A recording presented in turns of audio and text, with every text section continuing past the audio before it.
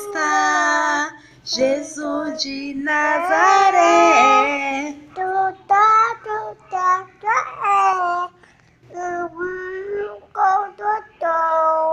Se o medo me cercar, ou se o vento soprar,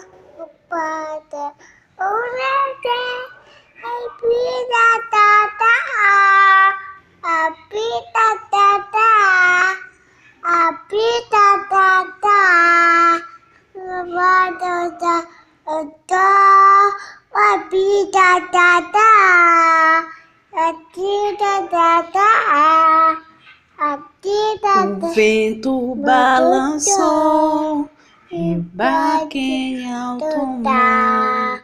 O medo me cercou e quis me afogar. Mas então eu clamei, ó Filho de Davi.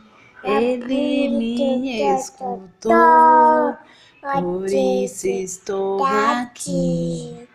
O vento ele acalmou, o medo repreendeu.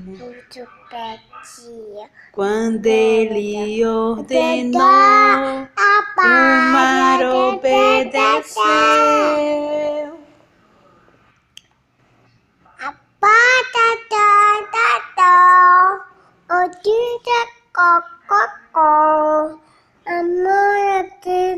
Não temo mais o mar, pois firmes da minha fé, no meu barquinho está Jesus de Nazaré.